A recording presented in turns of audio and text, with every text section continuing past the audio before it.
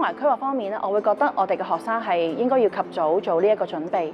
咁喺疫情期間，我哋有好多個同學經常都係留喺屋企去學習，少咗同人哋嘅溝通，甚至乎咧佢哋嘅身邊圍繞住咧就係一部電腦啦，或者去打機啦。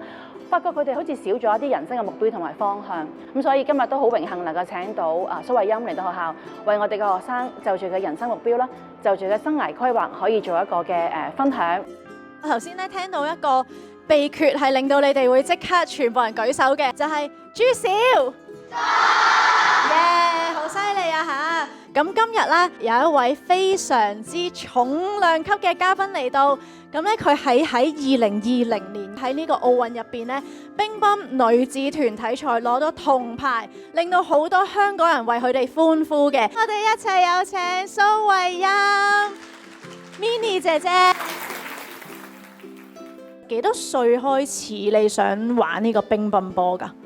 咁嗰時應該係3歲半，因為我爸爸咧係乒乓波教練嚟嘅，所以我就好早有機會接觸乒乓波啦。我就覺得乒乓波聲滴滴答答好得意。我爸爸其實對我嘅影響都幾大啦。我爸爸都話你一定要努力先成功。細個其實打比賽冇乜壓力嘅，贏輸都慶祝嘅。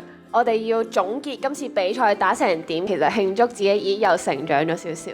咁不如又問下 Minnie， 幾時先至決定成為一個全職嘅運動員㗎？我喺15歲嘅時候咧，咁就教練有問過你有冇向成為一個全職運動員呢？咁其實當時我係好大掙扎，因為中三啦，大家都知道係要揀科啊嘛。咁其實你對你未來嘅影響好大嘅。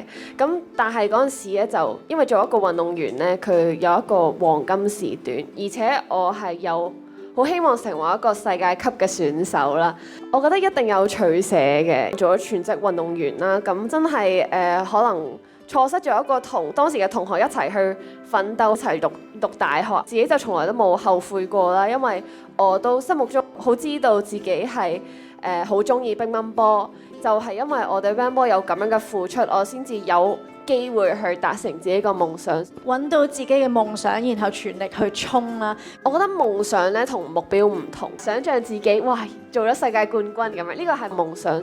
但係目標咧，通常我都設計一啲比較近少少目標，譬如嚟緊嘅比賽，我希望攞到啲咩成績。咁打咗好多唔同嘅比賽啦，終於就踏上真係好多運動員嘅一個夢想嘅舞台啦。去到呢個奧運嘅時候呢，我哋就見到你攞獎。其實運動員當刻真係攞到塊牌嘅時候，嗰個心情係點㗎？其實呢，講真嗰句，作為運動員贏咗嗰一刻呢，又冇一啲好特別嘅情緒。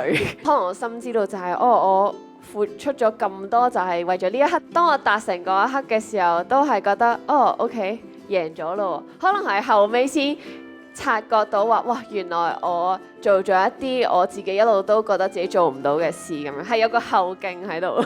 其實比賽嘅時候嗰種專注，亦都係同學仔好值得學習嘅。咁亦都咧想問下，即係我覺得幾特別嘅就係因為咧係會打團體賽，又會打單打啦。去到見到其他國家比賽嘅時候，你同佢哋又會好 friend 啦，成為咗朋友。但係其實去到賽場上咧，又好似你爭我奪咁樣，點樣去處理呢種亦敵亦友嘅關係㗎？雖然比賽大家都好想贏，大家都好想攞嗰個冠軍，但係我覺得我都好欣賞我嘅對手。即係如果輸俾佢哋咧，咁我係覺得哇，佢有樣嘢真係做得好過我喎。嗱，我又想知道台下咁多位同學，你哋嘅夢想係啲咩呢？想請大家咧喺你哋嘅卡紙上面寫低你哋夢想嘅工作係啲乜。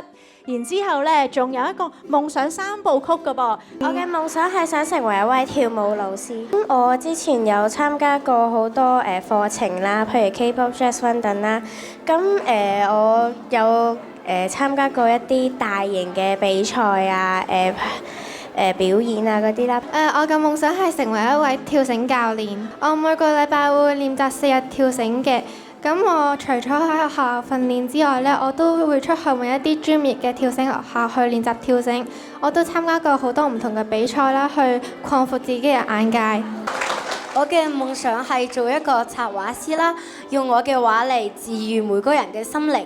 為咗達成呢個夢想，我會每日堅持練習繪畫技巧，仲會參考其他人畫嘅畫嚟提升自己審美。我嘅夢想就係成為一個出色嘅獸醫。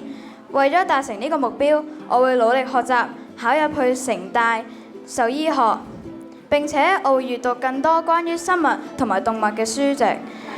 最後，我亦都會喺中學時期修讀生物同埋化學科，因為我必須讀呢兩科先可以有機會做到獸醫㗎。Minnie 有冇啲咩建議俾佢哋4位啊？係啊，咁同埋我覺得好重要嘅咧，就係咧，你可以同你嘅屋企人啊、你嘅朋友多啲分享下，哦，你想做啲乜嘢，或者係聽下唔同人嘅意見，咁樣咧可能都會俾到有好多嘅啟發你啦，去點樣達成你嘅夢想咯。運動員要練習我哋嘅技能之後咧，仲有好多軟技能，其實對於我哋每一位咧人生成長嘅過程都係好重要㗎。譬如我哋呢度有12個軟技能，我哋不如問下 Minnie 姐姐啦，你覺得呢幾樣入邊咧喺你運動員生涯當中，邊啲你都覺得哇真係好重要？其實好多都好重要。第一一定係學習同埋生活態度，態度決定高度。即係就係你每日咧，你用一個好正向同埋一個好謙厚嘅態度，你去學習，你要去每日去進步。咁呢樣嘢係對於你持之以恆去做一件事係非常之重要㗎咯。咁呢個時候呢，我哋仲有一個小記者環節。首先，我想問一問蘇維恩姐姐有冇咩説話或者建議想同青少年講嚟如何面對佢哋未來嘅挑戰呢？我覺得最重要啦，都係喺面對困難嘅時候，唔好怕失敗。失敗咧其實係你成長最佳嘅機會。如果每日過得好順利，你唔會去反思究竟自己有啲乜嘢做得唔好，反而就係你做得唔好啦，你唔開心嗰刻，你先會諗啊，點解我會咁樣？其實呢個時候你係學得最快㗎咯。所以我覺得其實失敗係真係我哋嘅導師，大家唔好怕失敗，反而咧要去珍惜佢。相信你係運動員生涯中嘅都面對咗好多嘅困難，甚至想放棄嘅想法，你係點樣面對呢啲困難同埋挑戰㗎？一開始咧，我輸波嘅時候，我都會好唔開心，我都會喊㗎。我成日輸嘅時候都會喊嘅。咁但係咧，喊完之後咧，我就會好快啦，我就會振作，企翻起身啦。咁就好迷茫嘅話，咁我點樣算呢？咁我就會攞本簿出嚟啦，跟住之後我會寫低3樣我可以即時改善嘅嘢。究竟今次比賽點解會輸呢？譬如我正手嘅失誤太多啦，或者係我喺呢一球嘅嗰個心態冇處理好，跟住係第二日去訓練嘅時候咧，我就嘗試去改善呢3樣嘢咯。咁咧慢慢咧，我有一啲小目標咧，我又開始清晰㗎啦，我個人咁就好快咧就會忘記咗呢種唔開心嘅感覺，而去繼續去面對同埋挑戰自己。有冇一啲最後嘅説話想送俾我哋今日呢一班咁活躍嘅同學啊？即係我覺得有陣時係咁嘅，你未必個個都睇得起你，但係你只要你繼續持之以恆去做你中意做嘅嘢咧，你有一日係會成功嘅。所以都真係又係一番好鼓舞嘅説話 ，Never too late。我哋學校咧都有乒乓球校隊，透過今次邀請到蘇慧音嚟到學校做一個分享啦，讓佢哋見到一個奧運嘅運動員，其實咧都可以喺香港出現，讓佢哋知道其實佢哋一啲嘅夢想啊、一啲嘅諗法咧並係唔可以成為事實嘅。咁教育局好鼓勵學校啦，能夠推行一生一體藝。咁我哋學校都都一樣啦，好希望透過運動或者其他嘅課外活動，讓學生尋找到佢自己嘅方向。咁當中我個體會最深咧就係我哋最初去做一個乒乓球啦，或者田徑嘅訓練嘅時候咧，有部分嘅同學未必揾到自己嘅方向嘅。咁但係透過一啲嘅訓練，佢哋慢慢喺個過程裏邊咧，透過一啲可能係失敗啦，或者一啲嘅挫折啦，佢原來了解到挫折或者失敗並非係最可怕。反而咧，佢能夠喺個挫折同埋失敗裏邊咧，企翻起身咧，先係最緊要。咁最後連帶佢嘅學習咧，都出現咗一啲嘅變化。咁呢個係我諗作為學校啦，作為老師咧，係最開心見到嘅現象。1、2、3。